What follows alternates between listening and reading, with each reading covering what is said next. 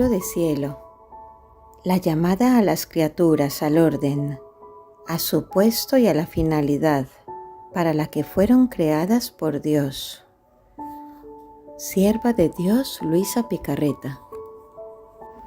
Volumen 2, capítulo del 20 al 29.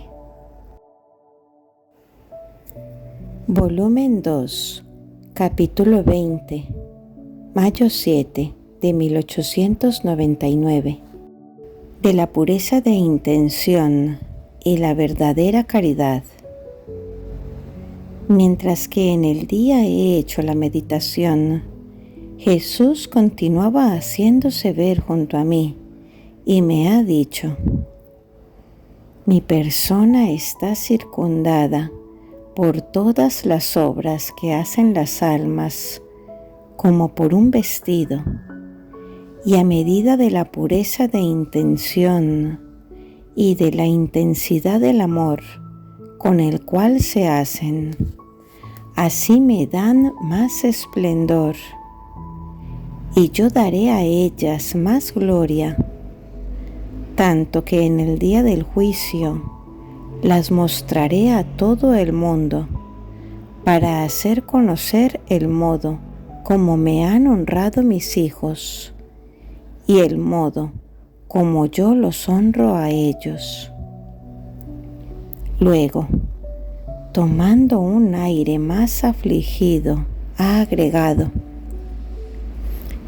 hija mía, ¿qué será de tantas obras, aún buenas, hechas sin recta intención, por costumbre y con fines de interés?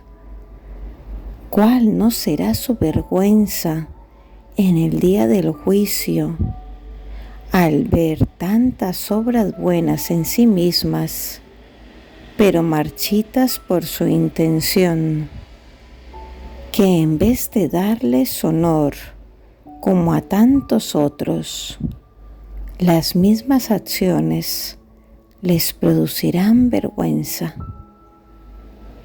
Porque no son las obras grandes lo que miro, sino la intención con la cual se hacen.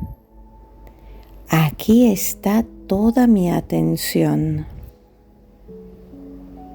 Por un rato, Jesús ha hecho silencio, y yo pensaba en las palabras que había dicho, y mientras las estaba rumiando en mi mente, especialmente sobre la pureza de intención y cómo haciendo el bien a las criaturas, las mismas criaturas deben desaparecer, haciendo una a la criatura con el mismo Señor, y hacer como si las criaturas no existieran. Jesús ha vuelto a hablar diciéndome: no obstante, así es. Mira, mi corazón es grandísimo, pero la puerta es estrechísima. Ninguno puede llenar el vacío de este corazón, sino solo las almas desapegadas, desnudas y simples. Porque como tú ves, siendo la puerta pequeña, cualquier impedimento, aún mínimo, es decir, una sombra de apego, de intención errónea, una obra sin el fin de agradarme, impide que entren a deleitarse en mi corazón. El amor del prójimo mucho le agrada a mi corazón, pero debe estar tan unido al mío que debe formar uno solo, sin poderse distinguir uno del otro.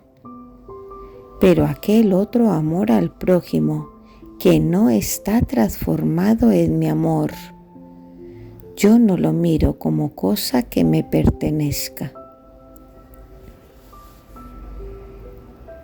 Volumen 2, capítulo 21, mayo 9 de 1899.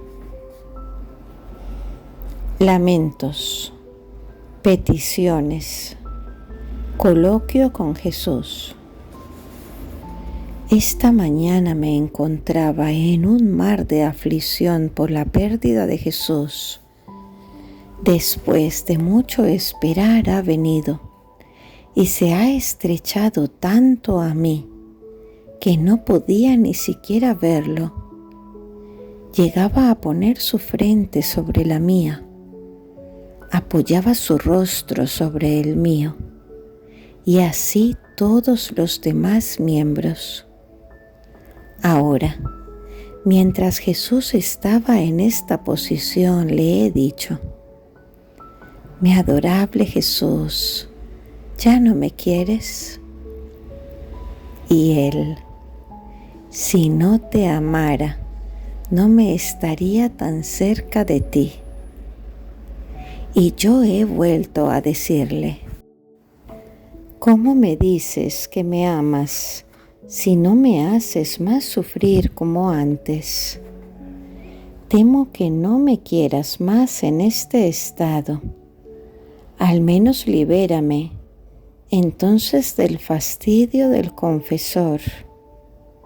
Mientras esto decía, parecía que Jesús no hacía caso a mis palabras y me hacía ver una multitud de gente que cometía toda clase de infamias.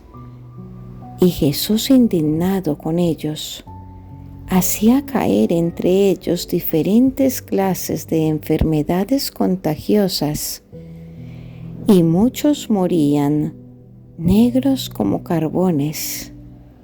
Parecía que Jesús exterminaba de la faz de la tierra a aquella multitud de gente. Mientras esto veía, le pedí a Jesús que vertiera en mí sus amarguras, a fin de que pudiera yo librar a la gente, pero ni siquiera en esto me hacía caso, y respondiéndome a las palabras que antes le había dicho, ha agregado: el más grande castigo que puedo darte a ti, al sacerdote y al pueblo, es si te liberase de este estado de sufrimientos.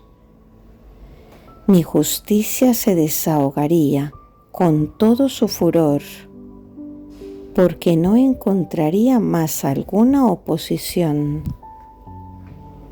Tan es verdad que el peor mal para alguien es ser puesto en un oficio y después ser despuesto.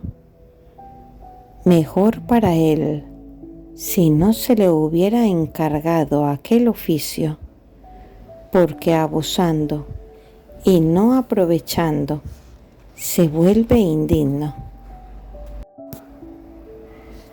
Después Jesús ha seguido viniendo varias veces el día de hoy, pero tan afligido que daba piedad y hasta hacía llorar, tal vez hasta las mismas piedras. Por cuanto pude busqué consolarlo. Ahora lo abrazaba, ahora le sostenía la cabeza tan sufriente, ahora le decía: corazón de mi corazón, Jesús, nunca ha sido tu costumbre aparecerte a mí tan afligido. Si otras veces te has hecho ver afligido, con verter en mí tus amarguras, pronto has cambiado aspecto, pero ahora me es negado darte este alivio. ¿Quién lo diría? Que después de tanto tiempo que te has dignado derramar tus amarguras en mí y hacerme partícipe de tus sufrimientos, y que tú mismo has hecho tanto para disponerme, ahora deba quedar privada. El sufrir por tu amor era mi único alivio. Era el sufrir lo que me hacía soportar el exilio del cielo. Pero ahora, faltándome esto, siento que no tengo ya dónde apoyarme y la vida me da fastidio. Ay, Esposo Santo, amado bien, amada vida mía, haz que vuelva a mí las penas, dame el sufrir. No mires mi indignidad y mis graves pecados, sino tu gran misericordia, que no está agotada. Mientras me desahogaba con Jesús, Él, acercándose más a mí, me ha dicho: hija mía, es mi justicia que quiere desahogarse sobre las criaturas. El número de pecados de los hombres está casi completo y la justicia quiere salir fuera para hacer gala de su furor y repararse de las injusticias de los hombres. Bueno, para hacerte ver cómo estoy amargado y para contentarte un poco, quiero verter en ti solo mi aliento. Y así, acercando sus labios a los míos, me enviaba su respiro, que era tan amargo que me sentía amargar la boca, el corazón y toda mi persona. Si su solo aliento era tan amargo, ¿qué será del resto de Jesús? Me dejó tanta pena que me sentí traspasar el corazón. Volumen 2, capítulo 22, mayo 12 de 1899. Jesús la contenta. Vierte de su costado dulzuras y amarguras. Pasa la jornada junto con Jesús. Esta mañana mi adorable Jesús continuaba haciéndose ver afligido. Me transportó fuera de mí misma y me hacía ver las ofensas que recibía. Y yo comencé a pedir de nuevo que derramara en mí sus amarguras. Jesús al principio no me hacía caso y solo me ha dicho: hija mía, la caridad solo es perfecta cuando es hecha con el solo fin de agradarme, y entonces es verdadera y es reconocida por mí cuando está despojada del todo. Yo, tomando ocasión de sus mismas palabras, le he dicho: amado Jesús mío, es por esto precisamente por lo que quiero que tú derrames en mí tus amarguras, para poderte aliviar en tantas penas. Y si te lo pido que libres también a las criaturas, es porque recuerdo bien que tú en otras ocasiones, después de haberlas castigado, al verlas sufrir tanto la pobreza y otras cosas, mucho has sufrido también tú. En cambio, cuando yo he estado atenta y te he pedido e he importunado hasta cansarte que derramaras en mí tus amarguras, tanto que te complacías en derramar en mí, librándolas a ellas, después tú has quedado muy contento, ¿no lo recuerdas? Y además, ¿no son tus imágenes? Jesús, viéndose convencido, me ha dicho: por ti es necesario contentarte. Acércate y bebe de mi costado. Así hice.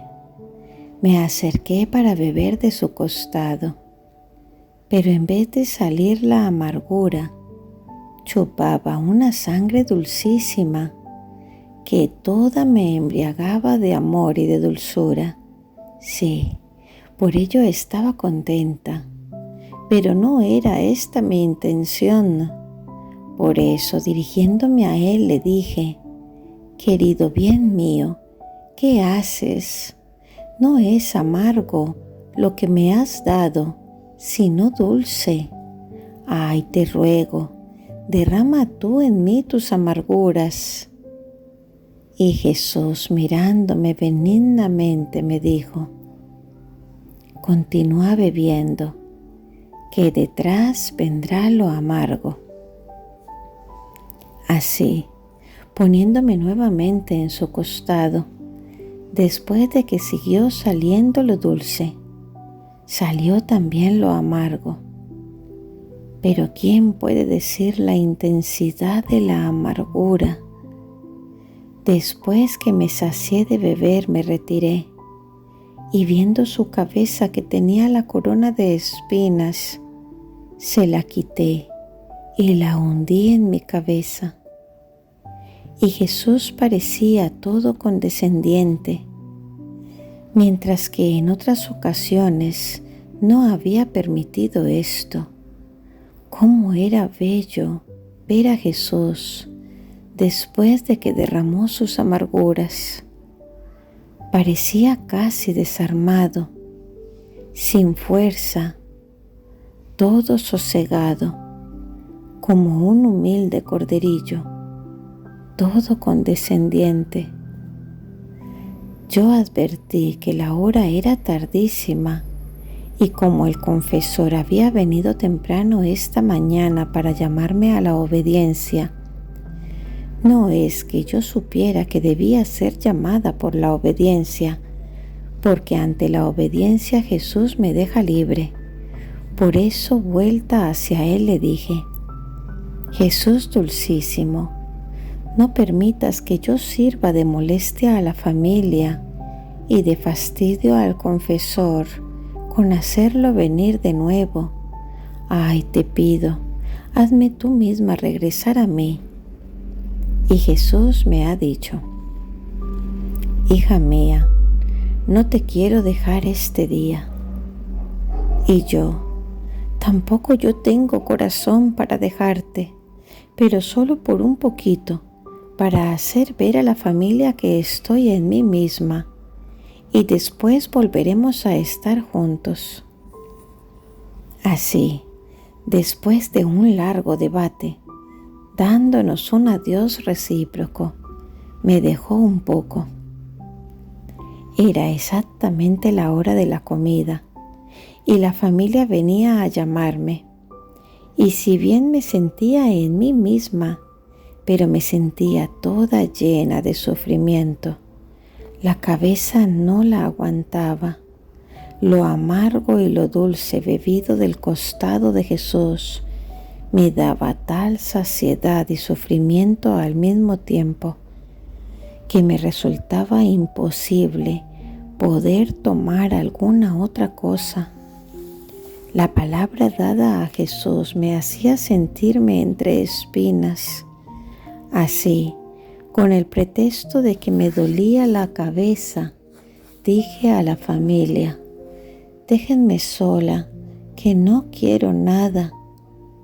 Y así quedé libre de nuevo, y enseguida empecé a llamar al dulce Jesús, y el siempre benigno ha regresado. Pero ¿quién puede decir lo que pasé hoy? Cuántas gracias hizo Jesús a mi alma, cuántas cosas me hizo entender. Es imposible poderlo expresar con palabras. Así, después de estar un largo rato, Jesús, para calmar mis sufrimientos, de su boca ha vertido una leche dulce, y después hacia la noche me ha dejado dándome su palabra de que pronto regresaría. Y así me he encontrado de nuevo en mí misma, pero un poco más libre de sufrimientos. Volumen 2, capítulo 23, mayo 16 de 1899. Jesús habla de la cruz y se lamenta de las almas devotas. Jesús ha seguido por otros días manifestándose del mismo modo, no queriendo separarse de mí. Parecía que aquel poco de sufrimientos que había vertido en mí lo atraía tanto que no sabía estar sin mí. Esta mañana ha vertido otro poco de amargura de su boca en la mía y después me ha dicho: la cruz dispone al alma a la paciencia. La cruz abre el cielo y une juntos cielo y tierra. Esto es, Dios y el alma. La virtud de la cruz es potente y cuando entra en un alma, tiene la virtud de quitar la herrumbre de todas las cosas terrenas. No solo eso, sino que da el aburrimiento, el fastidio, el desprecio de las cosas de la tierra, y a cambio le da el sabor, el agrado de las cosas celestiales. Pero por pocos es reconocida la virtud de la cruz, por eso la desprecian. ¿Quién puede decir cuántas cosas he comprendido de la cruz mientras Jesús hablaba? El hablar de Jesús no es como el nuestro, que tanto se entiende por cuanto se dice, sino que una sola palabra deja una luz inmensa, que rumiándola bien, podría hacer estar ocupado todo el día en profundísima meditación. Por eso, si yo quisiera decirlo todo, me extendería demasiado y me faltaría el tiempo para hacerlo. Después de un poco, Jesús ha regresado de nuevo, pero un poco más afligido. Yo rápidamente le he preguntado la causa y Jesús me ha hecho ver muchas almas devotas y me ha dicho: hija mía, lo que miro en un alma es cuando se despoja de la propia voluntad. Entonces mi voluntad la inviste, la diviniza y la hace toda mía. Mira un poco a estas almas. Se dicen devotas mientras las cosas van a su modo. Después, una pequeña cosa, si no son largas sus confesiones, si el confesor no las satisface, pierden la paz y algunas llegan a no querer hacer ya nada más. Esto dice que no es mi voluntad la que predomina, sino la de ellas. Créeme entonces, hija mía, han equivocado el camino, porque cuando veo que en verdad quieren amarme, tengo tantos modos de poder dar mi gracia. Cuánta pena daba ver sufrir a Jesús por este tipo de gente. He buscado compadecerlo por cuanto he podido, y así ha terminado. Volumen 2, capítulo 24, mayo 19 de 1899. La humildad da la seguridad de los favores celestiales. Esta mañana sentía temor que no fuera Jesús sino el demonio que me quería engañar. Entonces Jesús ha venido y viéndome con este temor me ha dicho: La humildad es la seguridad de los favores celestiales. La humildad viste al alma de tal seguridad que las astucias del enemigo no penetran dentro. La humildad pone a salvo todas las gracias celestiales, tanto que donde veo la humildad, hago correr abundantemente cualquier clase de favores celestiales. Por eso, no quieras inquietarte por esto, sino con ojos simples mira siempre en tu interior si estás investida por la bella humildad, y de todo lo demás no te preocupes. Después me ha hecho ver muchas personas religiosas y entre ellas sacerdotes, también de santa vida, pero por cuán buenos fueran, no había en ellos ese espíritu de simplicidad para creer en las tantas gracias y en los tantos diversos modos que el Señor tiene con las almas. Y Jesús me ha dicho: yo me comunico a los humildes y a los sencillos, porque pronto creen en mis gracias y las tienen en gran estima, aunque sean ignorantes y pobres. Pero con estos otros que tú ves, yo soy muy reacio, porque el primer paso que acerca el alma a mí es el creer. Entonces sucede que estos, con toda su ciencia, doctrina y hasta santidad, no prueban nunca un rayo de luz celestial, esto es, caminan por el camino natural y jamás llegan a tocar ni siquiera por un momento lo que es sobrenatural. Esta es también la causa de por qué en el curso de mi vida mortal no hubo ni siquiera un docto, un sacerdote, un poderoso en mi seguimiento, sino todos ignorantes y de baja condición, porque mientras más humildes y simples, son también más fáciles a hacer grandes sacrificios por mí. Volumen 2, capítulo 25, mayo 23 de 1899. Jesús bromea y habla del verdadero desapego. Esta vez mi adorable Jesús quería jugar un poco. Venía, hacía ver que me quería escuchar, pero mientras me ponía a hablar, como un rayo desaparecía. ¡Oh Dios, qué pena!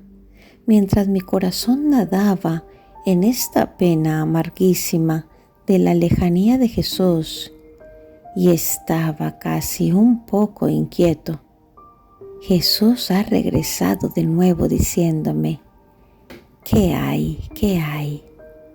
¿Más tranquila? ¿Más calmada? Di, ¿qué quieres?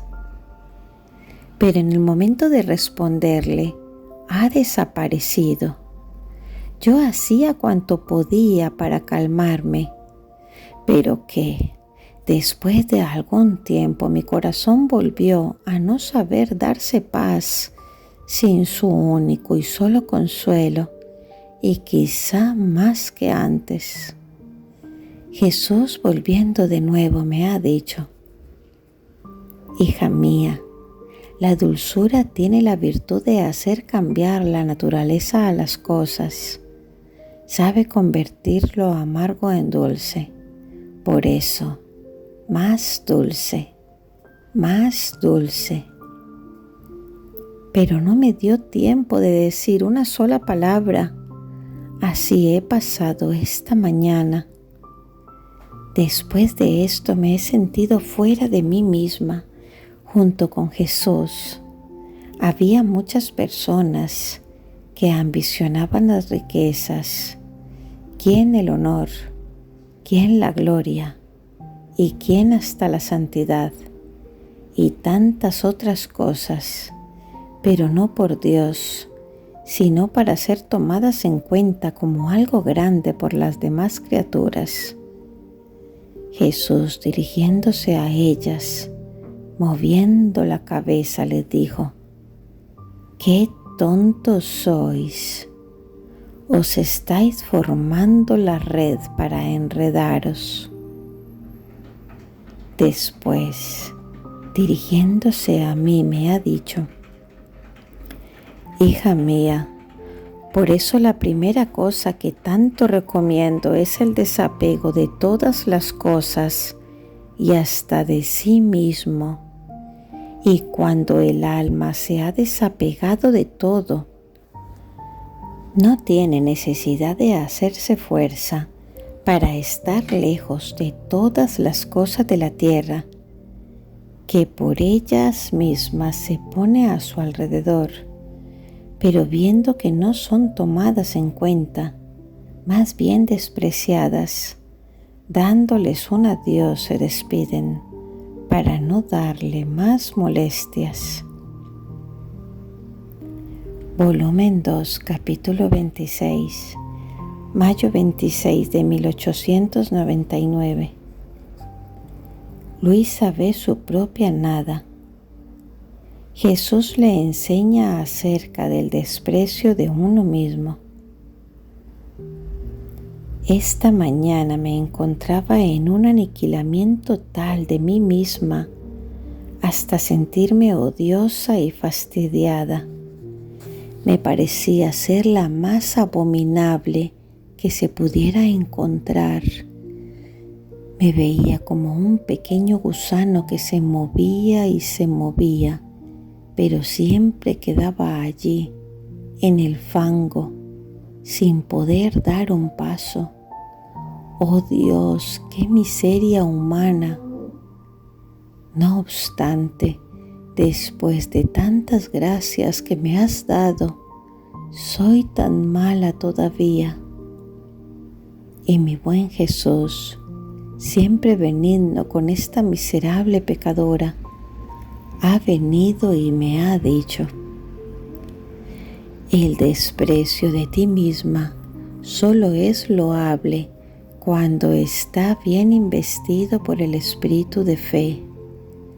Pero cuando no está investido por el espíritu de fe, en vez de hacerte bien, te podrá dañar, porque viéndote tal y como eres tú, que no puedes hacer nada de bien, desconfiarías, permanecerás abatida, sin animarte a dar un paso en el camino del bien, pero apoyándote en mí, esto es, invistiéndote del espíritu de fe, vendrás a conocer y a despreciarte a ti, y al mismo tiempo a conocerme a mí, confiando del todo en poder obrar todo con mi ayuda. Y he aquí que haciendo de esta manera, caminarás según la verdad». Cuánto bien hizo a mi alma este hablar de Jesús. He comprendido que debo entrar en mi nada y conocer quién soy yo, pero no debo detenerme ahí, sino que enseguida, después de haberme conocido a mí misma, debo volar al mar inmenso de Dios y ahí detenerme a tomar todas las gracias que se necesitan para mi alma. De otra manera la naturaleza queda debilitada y el demonio buscará medios para arrojarla en la desconfianza. Sea siempre bendito el Señor y siempre sea todo para gloria suya. Volumen 2, capítulo 27, mayo 31 de 1899. Jesús se lamenta del confesor. Esta mañana, estando en mi habitual estado, mi adorable Jesús ha venido y al mismo tiempo vi al confesor. Jesús se mostraba un poco disgustado con él, porque parecía que el confesor quería que todos aprobasen que lo mío era obra de Dios, y casi quería convencer a otros sacerdotes con manifestarles algunas cosas de mi interior. Jesús se ha vuelto al confesor y le ha dicho: esto es imposible. Hasta yo tuve contrarios, y esto en personas de las más notables, y también sacerdotes y otras dignidades, tuvieron que decir sobre mis santas obras, hasta tacharme de endemoniado. Estas oposiciones, aun por personas religiosas, yo las permito para hacer que a su tiempo pueda relucir más la verdad. Que quieras hacerte aconsejar por 2 o 3 sacerdotes de los más buenos y santos, y aún doctos, para tener luz, y hasta para hacer lo que quiero yo en las cosas que se deben hacer, como es el consejo de los buenos y la oración. Esto yo lo permito, pero el resto no. No, sería querer hacer un derroche de mis obras y ponerlas en burla, lo que mucho me disgusta. Después me dijo a mí: lo que quiero de ti es un obrar recto y simple, que del pro y del contra de las criaturas no te preocupes. Déjalas pensar como quieran, sin tomarte el más mínimo fastidio, pues el querer que todos sean favorables es un querer desviarte de la imitación de mi vida. Volumen 2, capítulo 28, junio 2 de 1899.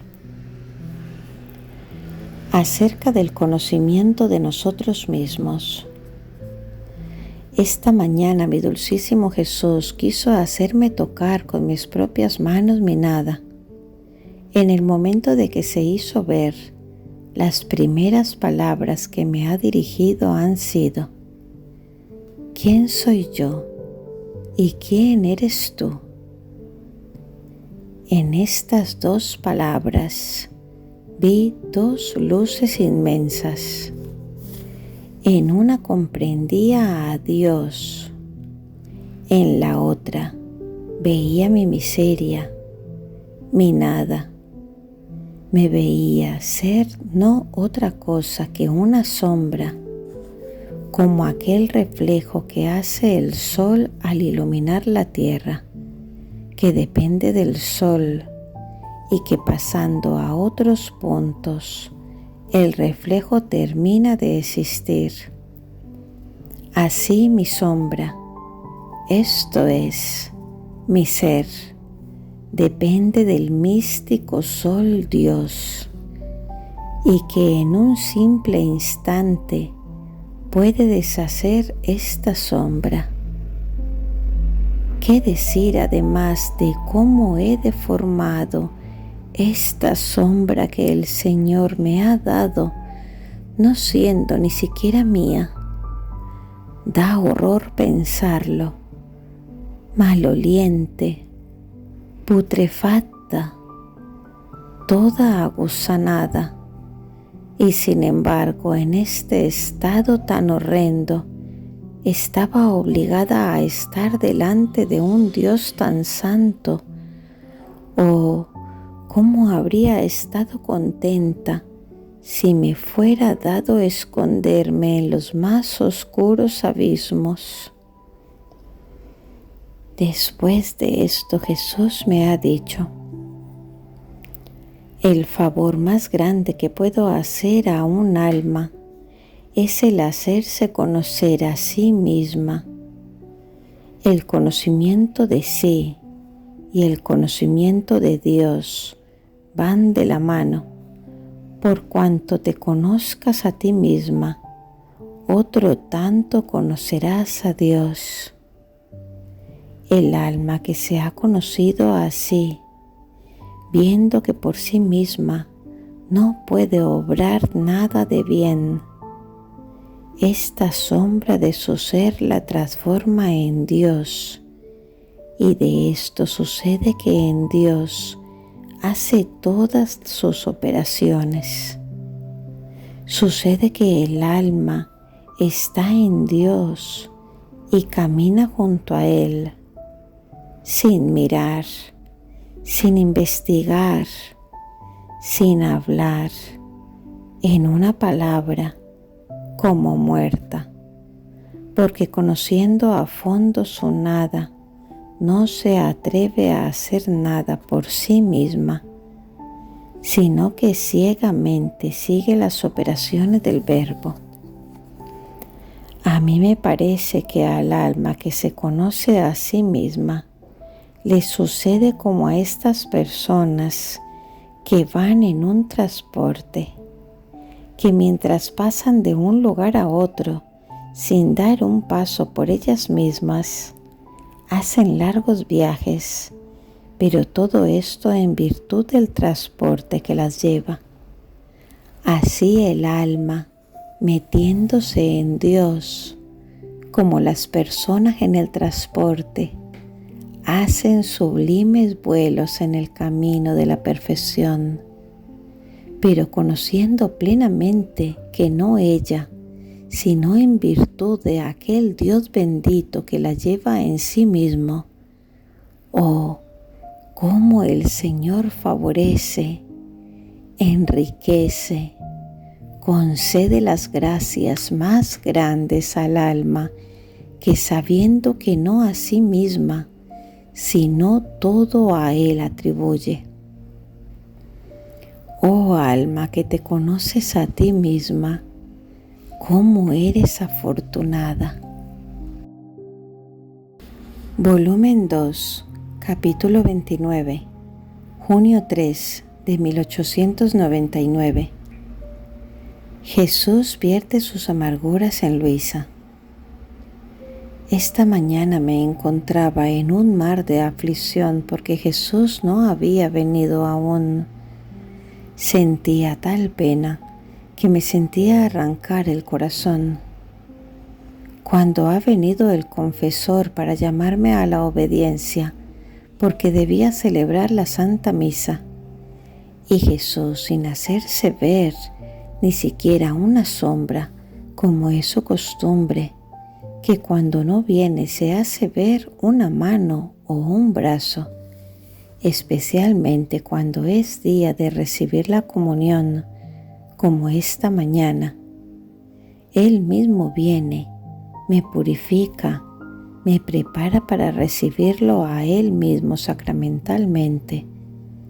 Y decía entre mí: Esposo Santo, Jesús amable, ¿por qué no vienes tú mismo a prepararme? ¿Cómo podré recibirte?